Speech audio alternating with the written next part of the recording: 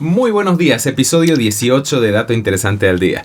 Y hoy es un episodio doblemente especial, triplemente especial creo de hecho. Primero porque tengo a una persona muy importante en la cultura, en el arte y en la música de Bolivia. Segundo, una persona muy importante en mi vida. Ya vamos a entrar en detalles más adelante de por qué es una persona tan importante en mi vida. Y tercer motivo por el que es importante es porque estamos un día después de su cumpleaños. Entonces, querido Piraí, con ustedes Piraí Vaca, es una gran alegría tenerte acá y muy contento de poder conversar contigo. Al fin, pues, Luisito, nos encontramos aquí. Muchísimas gracias de verdad por la buena predisposición.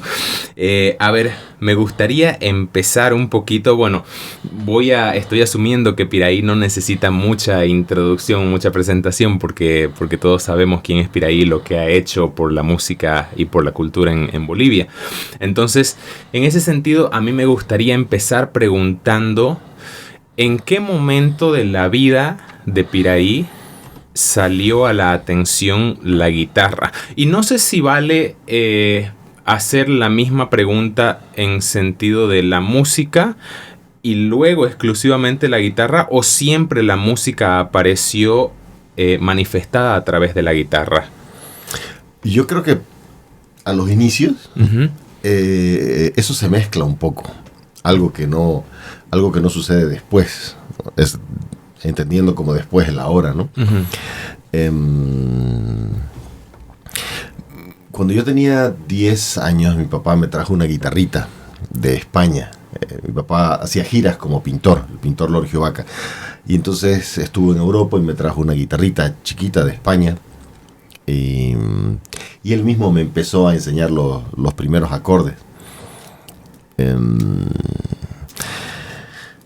Yo recuerdo una cosa, mira, yo recuerdo que a los 5, 6, 7 años yo estaba en una fiesta con mi papá. En una reunión más que en una fiesta como tal, ¿no? Entonces recuerdo un hombre con su hijo tocando y cantando la guitarra. Es de los pocos recuerdos que yo tengo de mi niñez. Entonces, años después, cuando mi padre se aparece con una guitarra y me enseña a él los primeros acordes, lo primero que pienso es en esta imagen y en cómo él quizás simplemente quería replicar eso, ¿no? De que su hijo y él toquen y canten juntos, ¿no? Cosa que hemos hecho. Yeah. Y deberíamos hacer, y deberíamos filmarlo, porque eso sería algo muy especial para mí. Tenemos en nuestro repertorio está la cueca del Infierno Verde. Y ¿cuál era la otra? Ya no me acuerdo. Pero empieza todo con esa guitarra que Lorgio me trae. Uh-huh. Y da la casualidad, que es mucho más que una casualidad, de que en ese año mismo se abre el Instituto de Bellas Artes. Y llega un profesor que sería mi profesor y que me enseñó a tocar la guitarra solista desde entonces. Aparte de que tocara rock en el colegio, aparte de que tuviéramos un grupo de música folclórica con 3 amigos. Entonces, lo de la guitarra empieza así. Y lo de la guitarra empieza también un poco adulando mi ego. Yeah. ¿No? Porque parece que tenía ciertas habilidades. Entonces destacaba en las clases, en los actos que se hacen a fin de año, a mediados de año. Y así fue creciendo una mezcla de guitarra, mi personalidad. Pasarían muchos años para que yo me diera cuenta de varias cosas que ya te voy a contar. Ya, me encanta que hayas dicho, pareciera que yo tenía ciertas habilidades. Yo durante mi breve paso por la música, y breve paso me estoy refiriendo a quizás una década y media, o sea, yo tuve un paso creo que significativo en la música, pero muchas veces yo recuerdo la época en la que empecé, que para tus parámetros seguramente es tarde, ¿no? Yo empecé más o menos a los 14 o 15, Claro. También fascinado por la guitarra, y me adhiero a la frase. Yo también pienso, parece que tenía algún talento por ahí, porque conversando con amigos, muchas veces un tema que a mí siempre me ha interesado ha sido el tema del bullying. Y no voy a decir el bullying tanto en un sentido así violento o agresivo, sino en el sentido de que la búsqueda de cualquier persona es destacar, digamos, un poquito, sentirse importante como parte de la manada, ¿no es cierto? No sentirse completamente rezagado. Y en ese sentido yo me acuerdo que en la primera etapa de mi vida, yo era lo más distante que te puedas imaginar de algo atlético. O sea, yo no había descubierto todavía mi inclinación por el movimiento, por lo físico. Entonces, en esa época yo era el último eslabón en la cadena evolutiva. Era el más lento, el más torpe, el más pesado, el más gordito. Todo lo peor que te imagines. Entonces, en ese sentido, yo tenía todos los elementos necesarios como para ser el blanco perfecto, ¿no? Para burlas, no sé, para apodos, para lo que sea que en esa época yo haya interpretado como bullying. Y muchas veces yo digo el gordito ese que toca la batería. No era la batería, era la guitarra en esa época. La guitarra. Entonces, pero yo muchas veces digo, la música me salvó. Porque mucho antes de que yo encuentre una vocación y un llamado en la fisicalidad, lo encontré en la música. Y entonces, más pronto que después, yo empecé a destacarme. Empecé a ser un buen guitarrista y empecé a ser el mejor guitarrista de mi colegio. Y formé una banda y con esa banda tocábamos y ganábamos intercolegiales. Entonces eso me salvó porque de pronto seguía siendo el lento, el gordito, el torpe. Pero mira, era buen músico, era buen guitarrista. Entonces, ok, ya tenía un lugar en la escala jerárquica social, ¿no? Claro. Mira vos, Chendo, lo que uno se entera aquí. Sí, totalmente. Somos amigos desde hace, no sé, como una década y recién nos estamos enterando de esto. Ahora, me gustaría volver otra vez a hablar de Lorgio, ahorita que lo mencionaste en tu anécdota. Y con Lorgio Vaca también yo he tenido las conversaciones más interesantes que yo haya podido pedir, ¿no? Cada anécdota que él cuenta es maravillosa.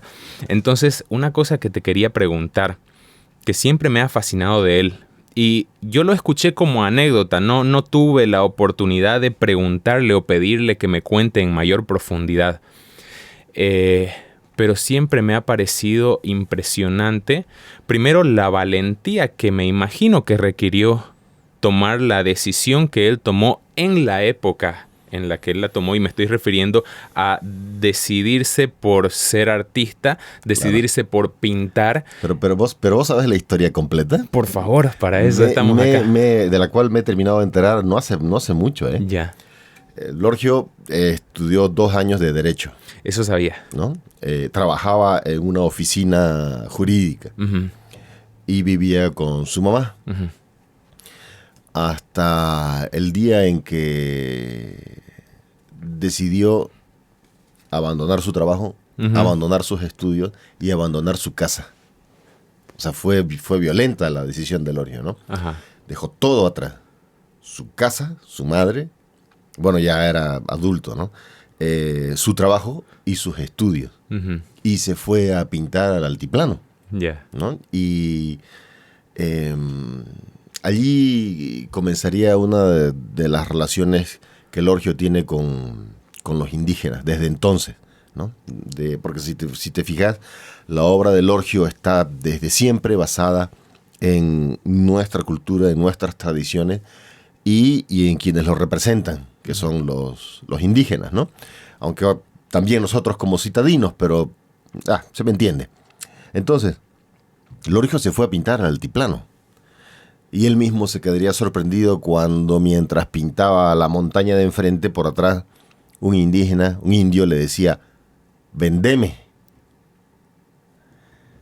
Entonces, así es como comienza la vida de varios meses de Lorgio Vaca, pintando, que era lo que él quería hacer, pero solo por el hecho de pintar. O sea, lo que él quería era pintar. No sabía cómo, no sabía qué iba a hacer de su vida. Y fíjate, vivió varios meses de la venta de sus cuadros a los indios, ¿no? Por casa, por comida, cobijo, que le permitieron hacer durante meses lo que él quería realizar en su vida, que era pintar, ¿no? Me estoy olvidando de algo, pero ya me acordaré. Pero ese fue el inicio de la vida de Lorgio, ¿no? Y justamente era eso donde yo quería llegar y esa era la, digamos, parte de la historia que yo quería profundizar, porque yo alguna vez lo escuché a él comentar esta anécdota de que él me parece que ya estaba avanzando en esta travesía, porque la historia que él me contó era en el exterior, ya no era aquí en el altiplano, pero también se me quedó grabado que él me contaba que estaba pintando, estaba haciendo sus dibujos y estaba, digamos, cruzando los dedos porque algo se venda, porque de que algo se venda, de eso dependía que coma hoy. Claro, Entonces, es tal cual, ¿no? Es brutal la historia de este, mira. Le dijeron que en Sao Paulo había la gran bienal del siglo, iban a estar, qué sé yo, 200 obras de arte originales expuestas en esa bienal inmensa y famosa. Y el tipo pensando, cómo podría hacer para ir, y tac, tac, tac, tac. En ese momento le tocan la puerta. Parece un tipo, le dice: oiga, don, me han dicho que usted pinta, que usted dibuja. Mire, necesito 200 pergaminos para la promoción de no sé qué cosa. Y mi padre al tiro pues aceptó el trabajo y se puso a dibujar y a pintar los pergaminos para la graduación de no sé qué colegio. Y con ese dinerito se fue al Brasil. Llegó, se alojó en un lugar donde era un cuartito pequeño, donde vivían 4 tipos en literas, donde cada uno de ellos tenía que encadenar su maleta a la cama para que no se la roben. Y así salió el tipo a la calle. Estando en la calle, no me acuerdo cómo es que se propicia el encuentro con otro boliviano. Y este otro boliviano era un tipo que trabajaba en un restaurante, ¿no? Entonces, le dice: véngase, mire, a las 2:30 ya no hay nadie, sobra comida, y de ahí usted puede comer sin problema. Entonces el Lorgio se fue y dice que le metió a una feijoada buenísima, ¿no? La cosa es que a partir de esa noche hasta una semana después, el tipo tuvo infección intestinal. O sea, el poquísimo dinero que tenía se fue. Se gastó por completo y el tipo tirado sin poder hacer nada en esa cama, ¿no? Entonces, en algún momento tuvo que pararse para empezar a pintar y a vender sus cuadritos por la calle. Así fue la vida de Lorgio. Salió con sus cuadritos bajo el brazo a vender.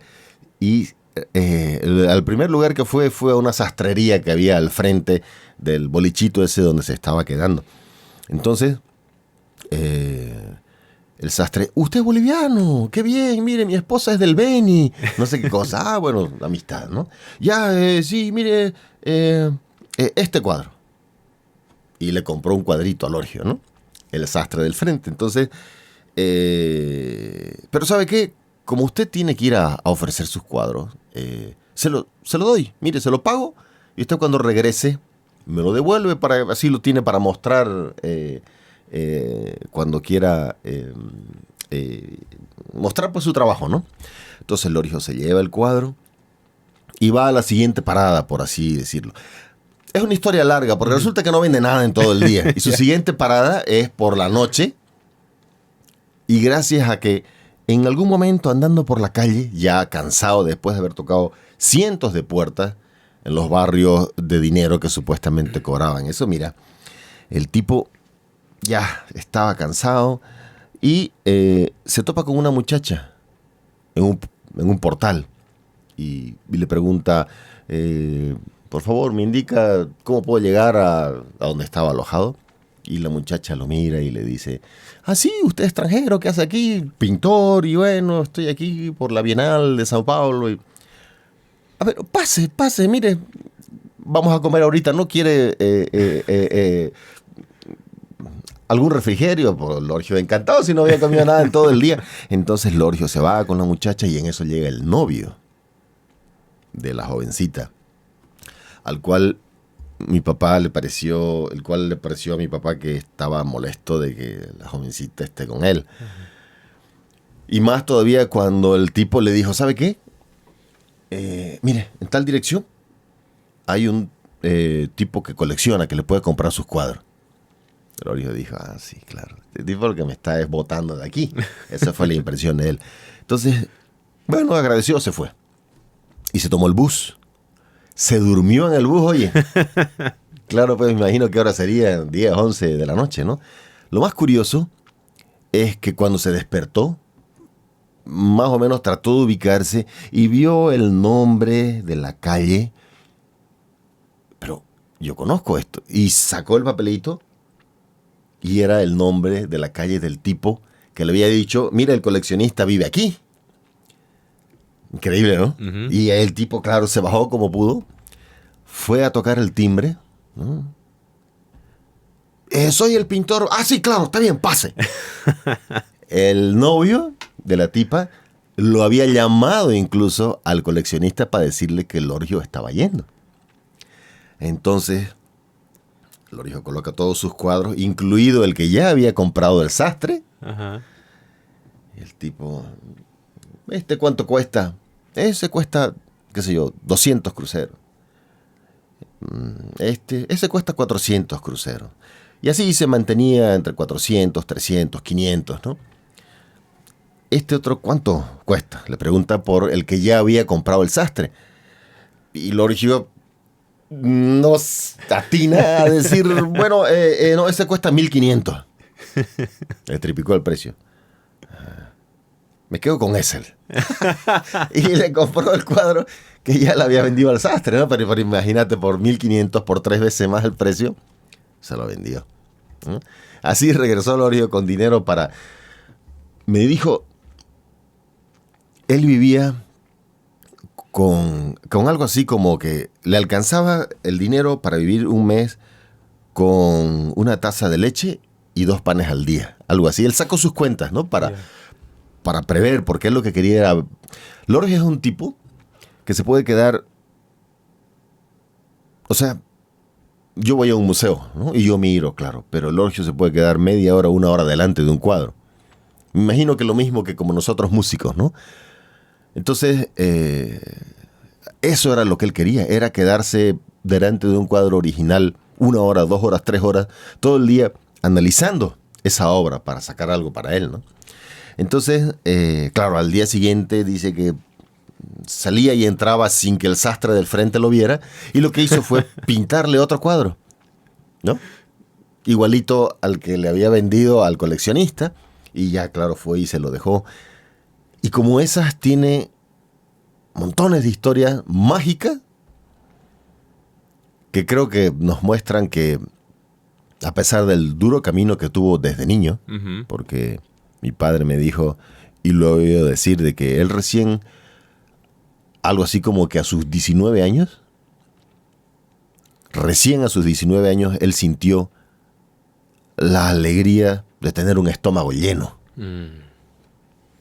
Que siempre comía una pensioncita donde la sopa era un agüita con un pedazo de verdura, y que ya cuando logró sus propios medios, 19 años o algo así, experimentó lo que era de verdad sentir satisfacción de haber comido algo rico y abundante, ¿no?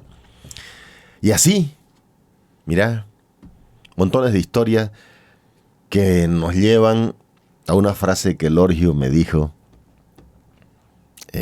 hace un tiempo atrás, cuando yo estaba pasando un momento difícil. Hijo, es que la vida ha sido muy suave con vos.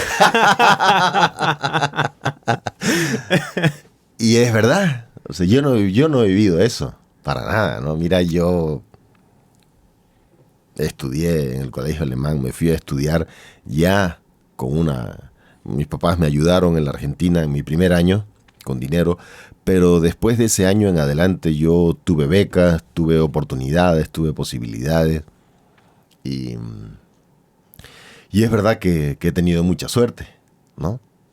Pero en este momento particular de mi vida, no sé cuándo fue, me dijo Lorio, hijo, es que la vida ha sido muy suave, como. O me voy a extender una más. Mira, yo me gané una beca para estudiar en Alemania. Yo quería estudiar en Alemania con Hubert Keppel, alguien a quien admiro muchísimo, una leyenda de la guitarra. Me aceptó como alumno, me fui a Alemania. Un año estudié con él. Con una beca del... ¿Cómo se dirá pues en español? De la Academia Alemana de Intercambio Intercambio Académico. Intercambio Académico Alemán, digamos. ¿Ya? Y yo quería que me dieran un año más de beca. Entonces fui, estaba haciendo un disco, estaba dando conciertos. Desde mis primeros años de estudio yo tuve suerte, me dedicaba ya a tocar internacionalmente. Entonces, haciendo este posgrado en Alemania, dije, bueno, ¿cómo no me van a dar a mí un año más de beca? Fui, 25 tipos estaban juzgando a cientos de personas que se postulaban para eso. Y claro, yo mostré el disco que estaba haciendo, los conciertos que había hecho, el video que acabábamos de filmar, un video en vivo, un montón de cosas. Y el comité me dijo, oiga, usted es un profesional ya, no le vamos a dar la beca. Y no me dieron la beca, ¿no? Quizás debe haber sido más parco y mostrarme unas cosas, no lo sé. Entonces, a lo que vamos es la carta del Orgio. Pero en aquella época no había ni WhatsApp, ni casi ni correo electrónico. Mijito, me alegro mucho que no le hayan dado la beca. Ahora va a tener que usar sus capacidades. Ahora va a ser el momento en que de verdad usted va a responsabilizarse de usted mismo y a descubrir todo eso que tiene adentro para mantenerse. Y así, esas son las historias con Lorgio. Ahí tienen de manera explicada inmejorable el motivo por qué yo admiro tanto a Lorgio. Es realmente un hombre sabio, ¿no? Y me parece súper valioso este punto de referencia, este contraste o punto de comparación con cómo eran las cosas, el nivel de dificultad que tenían las cosas en una época anterior, ¿no es cierto? Ahorita es como que nosotros, bueno, personas de nuestro rango de edad sí llegamos a conocer cómo era el mundo antes de Internet, pero de todas maneras con mucha facilidad nos olvidamos de cómo era el mundo antes de Internet. Entonces realmente la cantidad de oportunidades que se abren hoy en día o la cantidad de oportunidades que no habían abiertas en aquella época es súper diferente, ¿no? Yo me acuerdo que en una oportunidad estábamos, bueno, una persona que tenemos nosotros también en común, varias veces lo he mencionado en el podcast, es a Fabio Zambrana, ¿no? Claro. Y entonces yo me acuerdo que una vez Fabio me comentó que estaba teniendo una conversación con otro artista, músico, digamos, más actual y más joven que él.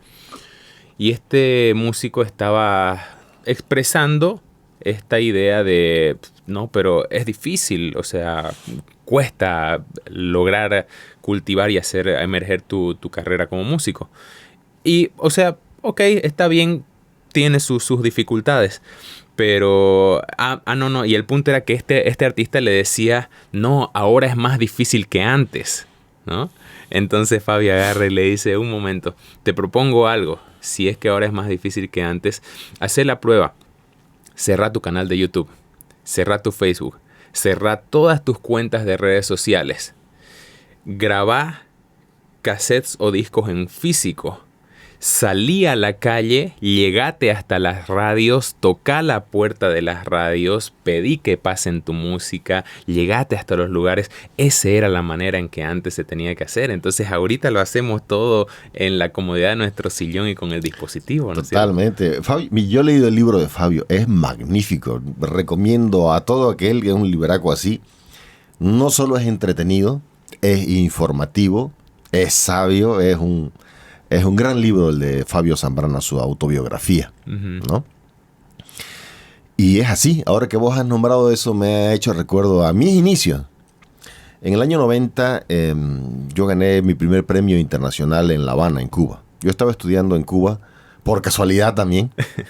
O sea, en realidad, mi vida siempre ha sido llevada por una mano oculta, desconocida, que yo he llegado a reconocer siempre tiempo después. ¿Sabes por qué me fui a estudiar a Cuba? Me fui a estudiar a Cuba estando en Alemania. Yo ya tenía un puesto en Alemania para estudiar en la Universidad de Lübeck y me iba a postular para la Universidad de Hamburgo. Pero tenía una novia alemana que no me emocionaba ya tanto. Y no me quedé porque ya hubiera significado vivir con ella en su casa y no quise ya estar con mi novia y por eso me fui a Cuba, donde tenía otra posibilidad de estudio. Una beca que me había olvidado ya que la había pedido y un buen día, esa es otra historia. El asunto es que no me fui a Cuba porque no quería estar con mi novia alemana. Regresamos al asunto del internet. No había internet, no teníamos idea de la vida internacional, apenas un poquito de lo que rodeaba el país de Bolivia, ¿no es cierto? Entonces, ¿qué me iba a imaginar yo en mis sueños? Que Cuba era uno de los países del mundo con el nivel más alto en música y específicamente en guitarra. Yo no lo sabía. Yo me fui allá porque no quería estar con mi novia alemana, ¿no? Entonces, algo te quería contar. ¿De en qué estábamos? En el internet, la facilidad de llegar con la información. Ah, ya sí. Y entonces por eso estaba en La Habana. Yo fui becado, viví 7 años en La Habana. 5 años de licenciatura en música, especialidad de guitarra y luego una especialidad en música del siglo XVI, música europea del siglo XVI, que me emociona mucho, la época renacentista y barroca europea, sobre la cual hice este estudio de 2 años más. Entonces, por eso estaba en La Habana, y La Habana tenía uno de los festivales de guitarra más importantes del mundo. O sea, los mejores guitarristas del mundo iban a tocar y a competir. Entonces yo gané un premio en ese concurso totalmente inesperado, por todos y por mí mismo, pero lo gané. Entonces tuvo su repercusión en nuestro país en el 90, en la prensa, y dije, este es el momento de empezar a tocar. Entonces llegué a Bolivia, siempre venía 2 meses al año, mis vacaciones, y pensaba, ¿cómo puedo hacer yo para tocar? Bueno, aquí por Santa Cruz puedo hablar para que me den el teatrito o esta sala y toco y llamo a mis amigos y van. ¿Cómo puedo hacer para tocar en La Paz o en Cochabamba? Y ese es el inicio de mis giras por Bolivia, que no tienen parangón. No porque yo estoy muy orgulloso de ella. En realidad, si yo te soy sincero, yo estoy orgulloso de casi nada en mi vida. De la relación con mi hija, hemos superado la distancia, los 10.000 kilómetros. De la relación con mi esposa. Estoy orgulloso de cómo hemos logrado cultivar juntos esas relaciones. Estoy un poquito orgulloso de mi arreglo del alma cruceña, pero no de más. Creo que eso contrasta un poco con la petulancia y arrogancia que tenía entre mis 10 y mis 15, 16 años, ¿no? Pero tampoco es tan dramático. Lo que creo es que lo bueno recién está por venir. Que lo que vamos a lograr ahora es lo que va a ser realmente importante, lo que realmente me va a hacer sentirme que me puedo morir en paz. Es un asunto conmigo mismo. No es un asunto con los demás. Eso te lo puedo ejemplificar en conciertos repletos donde la gente estaba aplaudiendo de pie y yo por dentro muy decepcionado, preguntándome ¿cuándo carajo voy a tocar bien la guitarra? ¿No? Pero así, no diré a niveles de depresión, pero así de verdad a un nivel de tristeza interior, a pesar del éxito de un concierto. No solo porque no toqué bien, sino porque qué gente más maravillosa y yo no he podido dar lo mejor de mí. Eran esos 2 sentimientos, ¿no? Que han sido destructivos en mi caso. Yo he tenido que aprender a superar eso y a aceptarme y a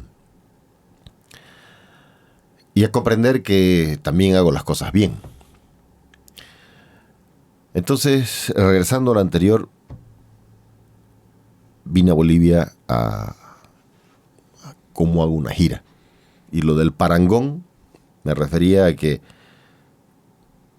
nadie ha hecho giras durante tanto tiempo, regularmente y en tantos lugares. Ya van a ser casi 30 años, ¿no? Empezando por, qué sé yo, por el salón de mi casa hasta actualmente los teatros más grandes del país.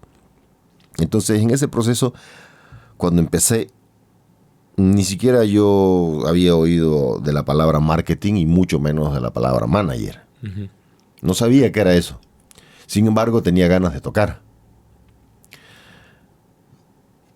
Hablé, me dieron el Teatro de la Cooperación Española en Santa Cruz. Hablé en La Paz, me dieron, no me acuerdo qué sala. Llamé a Cochabamba, averigüé, me dieron no sé qué otra sala. ¿Y ahora qué haces, pues, no? Como dijo Fabio, tenía un cassette y me saqué fotos en papel, buenas fotos en papel. Iba periódico por periódico dándoles el cassette, dándoles una foto, mostrándoles lo que hacía, que acababa de ganar un premio y que iba a dar un concierto, ¿no? En un ambiente donde la guitarra era solamente un instrumento para serenatear. Había un amigo en la Casa de la Cultura que hacía serigrafía, Raúl. Y me dijo, dale, yo te hago unos afiches, me dijo, con serigrafía. Por si no lo saben, la serigrafía es, haces un modelo y luego pasas tinta de varios colores para imprimir un papel. Me hacía como 30 afiches, digamos, ¿no? Esos afiches los salía a pegar yo a la calle. Los salía a pegar aquí en Santa Cruz, en Cochabamba y en La Paz, donde fui. En cada uno de esos lugares iba al periódico o llamaba al jefe de prensa del canal, ya yo sabía que era con el jefe de prensa con quien tenía que hablar, para preguntar si había algún espacio en la tele donde me pudieran hacer una entrevista, ¿no? Y la cosa llegaba a tal extremo de que no podía yo ya vender las entradas porque tenía que prepararme para tocar. Entonces, otra persona tenía que hacerlo. Pero lo que quiero decir con eso es el nivel de producción que yo tenía que llevar sin darme cuenta, simplemente porque quería tocar en aquella época, ¿no? Es tal cual lo dice Fabio. Uh-huh. Y llamaba a mis amigos para que vayan al concierto, ¿no?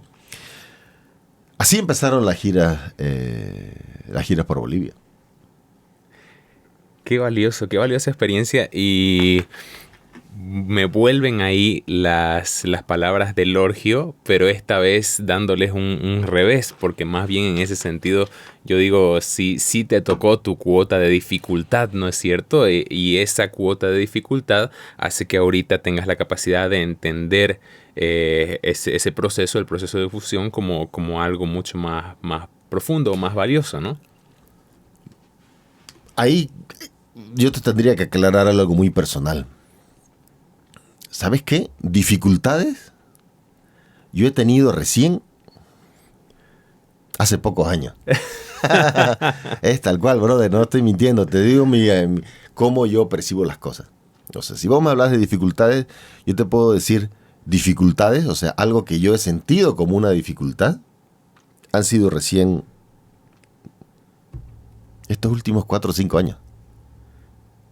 En aquella época eso no era una dificultad para mí, ni muchísimo menos. Crecí con eso y era parte de mi trabajo. Que cuando eso se hizo demasiado grande, me trajo problemas, eso es otra cosa. Eso es porque más de 20 años después yo no entendí que eso estaba bien cuando yo tocaba en una sala en 2 o 3 ciudades. Cuando eso creció y durante 3 meses tocaba en 15 ciudades, en los teatros más grandes del país, en las ciudades, cuando en los pueblos tocaba en las iglesias o en los coliseos, porque mi gira me llevan a los teatros más grandes del país, en las ciudades, y a pueblos donde queremos llegar, donde tocamos o en las iglesias o en los coliseos.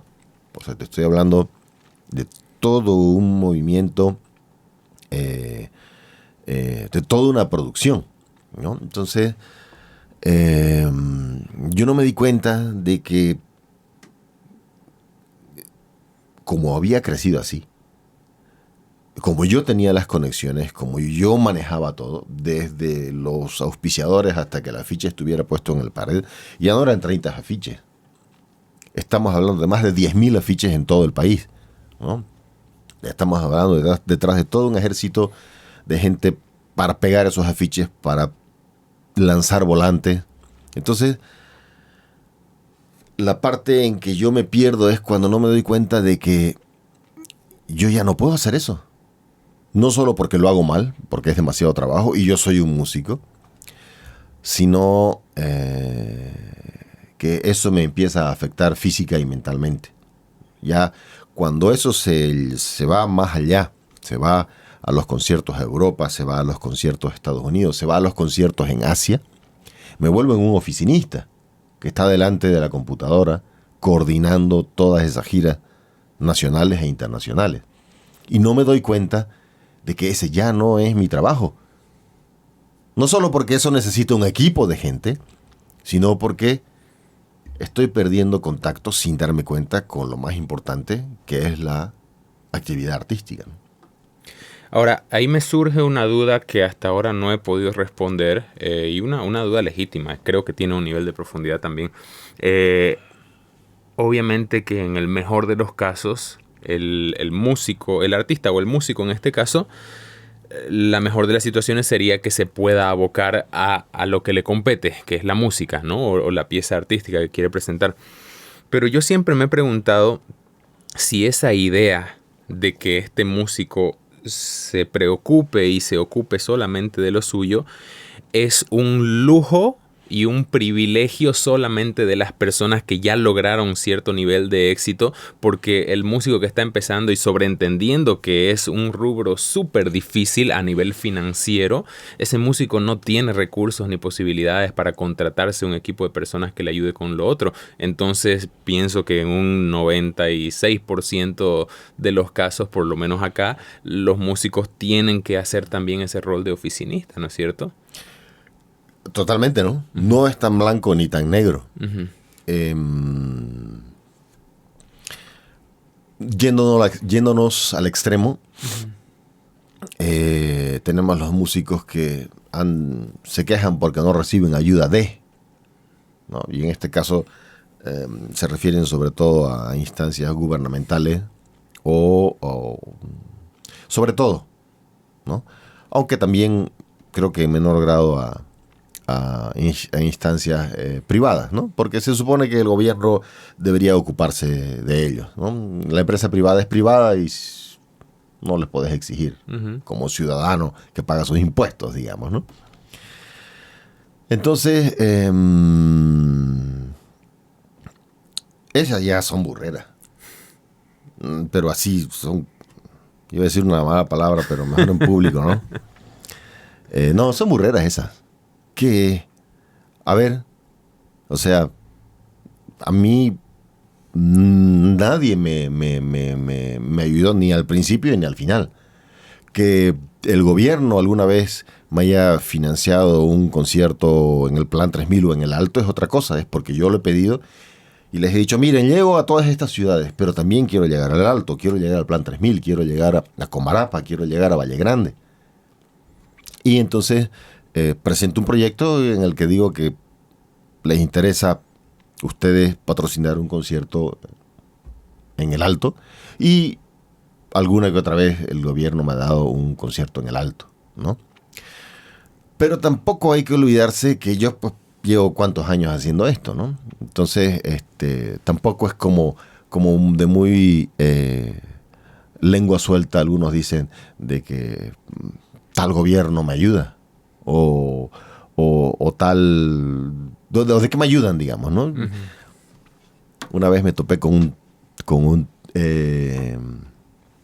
un seguidor de Facebook en el aeropuerto, ¿no? Y me saluda, ay, sí, qué bien, qué bueno, sí, claro, estoy yendo a tocar no sé dónde. El primer concierto que tenía era un concierto que estaba organizando la embajada de España, ponerle, no me acuerdo, ¿no? Sí, claro, me dijo, porque ahora estás políticamente bien, me dijo. Mira, y yo no me puedo aguantar ciertas cosas, ¿no? O sea, ¿qué cojudez es esa? O sea, políticamente bien. Para empezar, la política ha sido algo de lo cual nunca me ha interesado particular. No es que me he mantenido afuera de la política, es que no es mi interés natural. Tengo otras preocupaciones. Uh-huh. Igual que vos, para nosotros nuestra tarea como seres humanos es el cambio personal. Que el gobierno o las instituciones se encarguen de organizar la sociedad de tal manera de que la vida sea mejor. Pero personas como vos o como yo estamos comprometidos con el cambio personal, con el cambio de uno a uno, que significa de verdad un cambio real. Los cambios siempre vienen de adentro hacia afuera, no al revés. Entonces, mira, políticamente bien, ¿no? A mí, que siempre me he mantenido al margen porque no es mi interés, no es mi área natural de ser ni de estar, ¿no? Entonces, es verdad. Toqué en la Embajada de España, patrocinado por la Embajada de Bolivia en España. Es verdad que ahora en Japón tocan para la princesa Mako, y fue la Embajada de Bolivia en Japón la que propició eso, ¿no? Entonces las lenguas son muy sueltas al decir que estoy políticamente bien o de que me llaman porque soy de tal color o de tal bando, ¿no? Esas son tonterías, ¿no? No me llaman porque soy de tal color o de tal bando, me llaman porque llevo más de 20 años en esto y más allá de lo que yo piense de que lo hago bien o mal, hay una serie de hechos que avalan mi trabajo, ¿no? De públicos, de conciertos, de comentarios de prensa nacional e internacional. O sea, hay todo un dossier de cosas, ¿no? Que a mí no me preocupa ni me despeina, porque mis preocupaciones internas son otras. Yo en muchos aspectos me considero un pelagato. Mira, yo estuve hace poco invitado para el lanzamiento de Billboard en Cochabamba y fui. Y una vez más me quedo sorprendido te juro que me quedo sorprendido y me hace reflexionar ante la generosidad de la gente, de los músicos para con mi trabajo, ante la reverencia, porque a ese nivel llega que tiene mucha gente para con lo que hago yo. Y yo me asombro, viejo. De verdad que me asombro. Cuando me dicen que qué humilde que soy, yo digo, en el fondo digo, qué mierda, o sea, ¿por qué no habría de serlo? Es mi pregunta interna, ¿no? O sea, nada de eso me ocupa. Me sorprende esa actitud conmigo, una vez más, ¿no? Entonces, esa es mi apreciación interna sobre mí. Pero si alguien me viene a joder y me dice que que estoy políticamente bien, o de que, claro, toco en la embajada, patrocinado por la embajada en Japón, o patrocinado por la embajada en España, o en Alemania, ya no me jodas, ¿no? Y eso me irrita porque no, pues, encima yo que me mantengo al margen de todo eso. Y si estoy en Alemania no es porque me llevó la embajada solamente, es porque yo hago giras en Europa y uno de esos conciertos lo patrocinó la embajada de Bolivia en Alemania. Ahorita que traes esa reflexión de yo soy apenas un pelagato, justamente eso también quería volver a traerlo a la conversación, porque me llamó mucho la atención cuando estabas describiendo esta arrogancia que tenías dentro de una línea de tiempo, y yo me encontré sorprendido oyéndote decir esta arrogancia que tenía hasta mis 16 años, dijiste. Yo me imaginaba que ibas a decir hasta mis 28, hasta mis 30. Entonces, el hecho de que la hayas delimitado tan temprano en la línea de tiempo me sorprendió, y mi pregunta que surgía era si es que será que esta arrogancia fue tamizada, si vale el término, estoy haciendo interpretaciones, pero por la dureza de ciertos profesores, es decir, quizás los profesores o las personas que te guiaban y te enseñaban te exigían tanto que entonces ese estándar de vara muy alto era el que te iba sugestionando a esta idea de hay que trabajar más, hay que ser todavía mejor. No creo que fuera eso.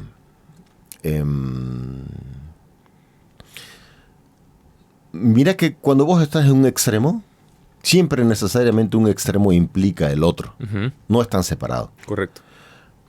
Podrá estar en un nivel inconsciente para vos, pero está. Y influencia tus reacciones, tu vida, tu actitud, ¿no? La arrogancia de mi adolescencia se debía a que efectivamente parece que tenía habilidades, destacaba en la música, destacaba en el colegio, escribí un cuento, porque escribir tengo pendiente, me gusta mucho escribir, gané el premio departamental de literatura. Yo me creía perfecto. Decía, ¿cómo es que las muchachas no me persiguen más? Entonces, esa arrogancia fue propia de esa época en la que podía hacer todo y lo podía hacer bien, ¿no? Por supuesto que esa arrogancia, ese extremo, está siempre unido al opuesto, que es una falta de autoestima propia, ¿no? Que te lleva a esos niveles de tener que tapar tu falta de autoestima con una arrogancia flagrante, ¿no? Lo que pasó después es que ya fui comprendiendo otras cosas, ¿no? Tuve la suerte de hacer un psicoanálisis durante 3 años por una situación familiar y me empezó a interesar muchísimo el psicoanálisis. Y mi mamá me dijo, anda hijo, yo te invito. Y durante 3 años hice un psicoanálisis que representó algo importantísimo para mi vida. Tanto así de que si no hubiera sido músico, hubiera sido bailarín, y si no hubiera estudiado psicología o algo que tenga que ver con la psiquis y el cuerpo humano, ¿no? Me marcó muchísimo eso. Y después leí mucho también al respecto. Entonces, en ese proceso me di cuenta de una falta de autoestima interna originada en mi niñez, si querés tomarlo de una manera más conservadora.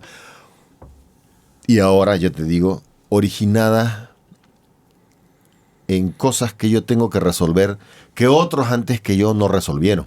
Correcto. O sea, me refiero ya a mis ancestros. Me refiero a con lo que vengo yo desde mis ancestros. Uh-huh. ¿No? Más allá de lo que ya en este mundo, en esta vida como niño hubiera vivido yo en mi niñez. Entonces, era algo con lo que yo tenía que, y sigo todavía trabajando, me viene desde mis ancestros, ¿no? Entonces, es uno de los temas en mi vida.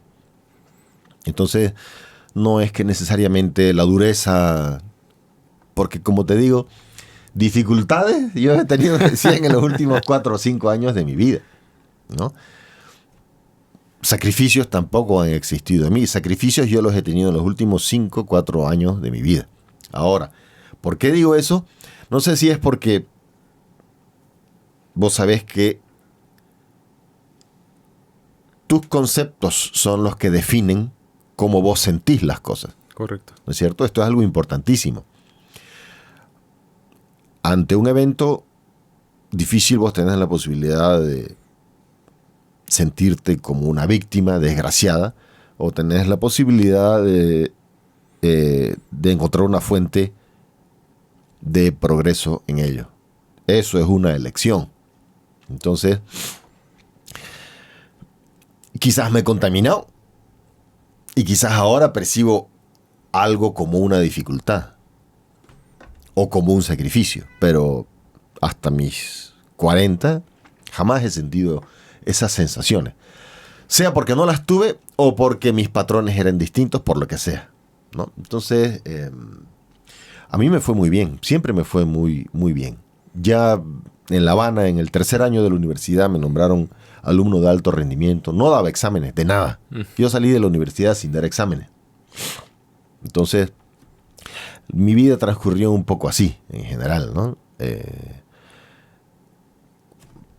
Podrían otros llamarlo sacrificio, porque yo me metía hasta 14 horas al día a estudiar la guitarra. Pero yo jamás lo percibí como un sacrificio, ¿no? Es más, lo que yo hacía era, en mi obsesión, estudiar 14 horas es algo difícil físicamente. Tenés que tener un mapa de trabajo para poder estudiar 14 horas al día. No hay cuerpo que aguante 14 horas al día. No puedes estar 14 horas al día con este brazo levantado.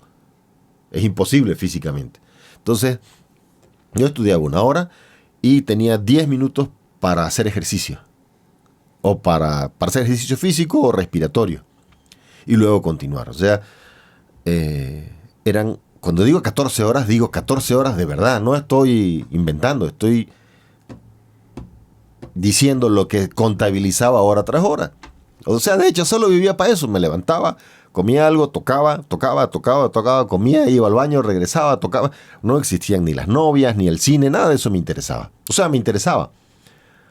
Pero cuando tenía tiempo libre, algo que era muy, muy raro. Entonces, iba por 10 horas, ponele, o por 9. Entonces, yo mismo me decía, no, van 7. Faltan 3 para llegar a 10. Y no faltaban 3 para llegar a 10. Faltaba 1. Entonces ya llegaba a 12 horas, ¿entendés? Así trabajaba. Y nunca sentí que eso fuera un sacrificio. Sacrificio lo siento hoy cuando tengo que estudiar. Pero no por el hecho de tener que estudiar, sino porque tengo un hijo. Ahora sí quiero dedicarle tiempo a esa persona. Ahora sí quiero dedicarle tiempo a mi novia, que ya no es mi novia, mi esposa. Ahora sí quiero dedicar tiempo a otras cosas que no es solamente prepararte musical y físicamente, ¿no? Entonces ahora sí siento sacrificio, ahora sí siento dificultad. Ese nivel de rigor, disciplina y orden es algo que yo lo escucho desde este lado de la mesa y digo, está describiendo de manual el Kung Fu o las artes marciales tradicionales. Entonces, he ahí la siguiente pregunta que yo quería hacerte, porque las personas que conocen a Piraí y que han visto entrevistas de él seguramente han escuchado que él tiene también una conexión quizás ancestral con las artes marciales tradicionales y con el Kung Fu, ¿no? Y una inclinación, un llamado por ese lado que también estuvo presente, ¿es correcto?, durante muchos años de tu vida. Claro, pero yo soy un mal aficionado, pues, ¿no? Es una desgracia. Es una frustración, quizás, para mí. Porque yo lo que quería era ser un maestro de las artes marciales, no de la guitarra, ¿no? Además, me molesta cuando me dicen maestro. Cuando me llaman maestro. Me gusta más que me digan máster. No me gusta más. O sea, ya me da risa cuando me dicen máster porque tiene implica más cercanía, más coloquial y más onda, qué onda, digamos, ¿no? Ajá. No, yo lo que quería ser un maestro de las artes marciales y de hecho por eso es que nosotros nos conocemos en la fila para ir a ver a este mimo francés, ¿cómo se llama? Un mimo francés que venía aquí a Bolivia algunas veces. Ahí nos encontramos, ¿no? Y fue porque estaba tu hermano, sí, correcto, cuya novia era amiga de mi novia en aquel entonces, ¿no? Y yo estaba buscando información sobre el Vipassana. No. Yo estaba, quizás. Sí, porque yo salía del Vipassana. Yo 3 días antes de eso estaba saliendo del Vipassana y acababa de llegar. Claro, no, pero yo me enteré del Vipassana después. O sea, yo lo que quería era hacer algo de artes marciales aquí. Yeah. Ya me estoy acordando, es que acababa yo de regresar de Alemania. Y en Alemania yo practicaba regularmente Tai Chi. Entonces buscaba aquí qué onda, digamos. Y quizás por lo del Vipassana fue que llegué a vos, pero en realidad mi interés era el Kung Fu. No, el Vipassana son 10 días, digamos, ¿no? Entonces, así nos conocimos nosotros.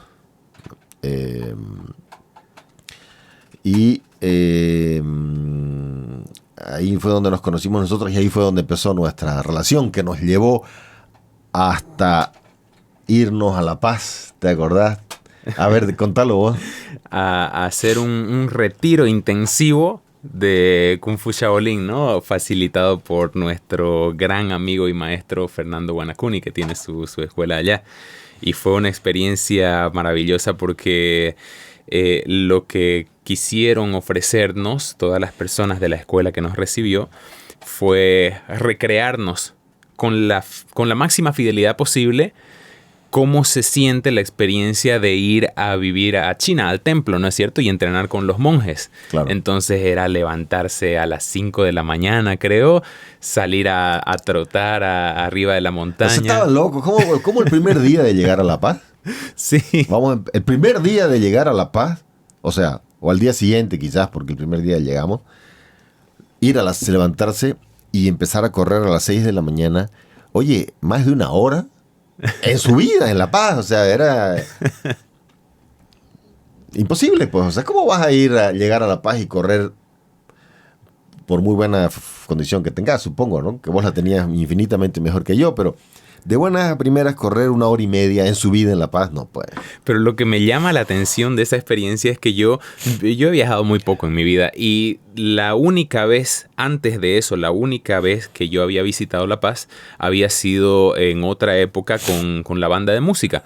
Entonces, en un contexto completamente diferente y por un motivo diferente. Entonces, yo me acuerdo que la primera vez que yo fui a La Paz con la banda, y fui como cualquier turista, es decir, sin ninguna exigencia física marcial. En aquella oportunidad sí me indispuse, sí me faltó el aliento, o sea, sí sentí todos los efectos de la altura. En cambio, en esta oportunidad, como era, por lo menos en mi cabeza, era tan vigente la exigencia que había y el deseo mío de responder acorde a las circunstancias y todo, que obviamente sentía la fatiga propia de trotar y de hacer ejercicio, pero como que no le di tiempo, no sé si tiene coherencia lo que estoy diciendo, no le di tiempo a mi organismo a sentirse mal por la altura porque mandaba la orden, ¿no? Claro. No, tal cual, cuando yo decía que a quién se le ocurre hacer semejante cosa así, no lo decía de manera que, o sea, ¿cómo van a ser tan burros de hacernos hacer algo así?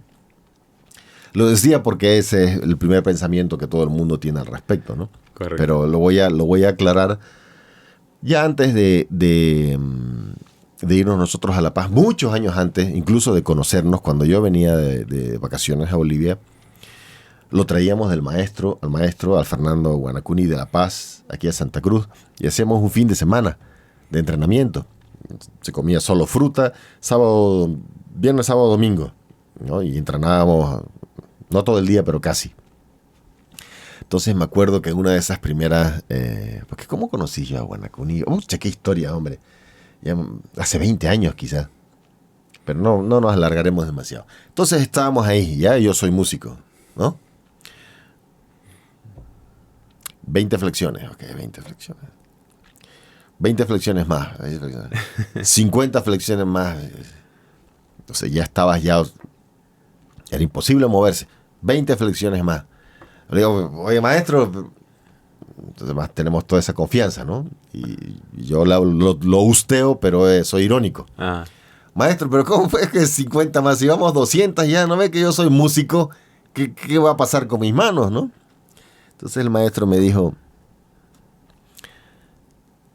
recién cuando no podés más, es recién que empezás a entrenar al espíritu. Las mismas palabras me las dijo a mí también en su momento cuando estábamos allá, un poquito cambiadas, pero el significado es el mismo. Dijo, solamente cuando el cuerpo se quebra y llega a su límite, entonces algo más emerge. Claro, ahí está mejor. Solamente cuando el cuerpo se quiebra y llega a su límite, entonces es ahí cuando algo más emerge, ¿verdad? Esa está mucho mejor.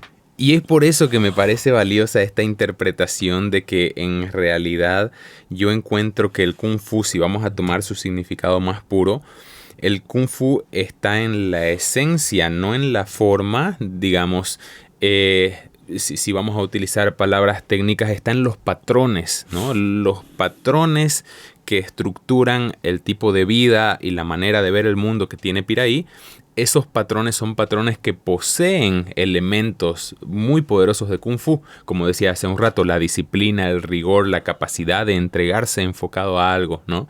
Entonces, en ese sentido que yo pienso que los puñetes y patadas son solamente un accesorio, ¿no? El elemento de esencia, el patrón, ya está presente. Y es por eso que... Sí. Y sí.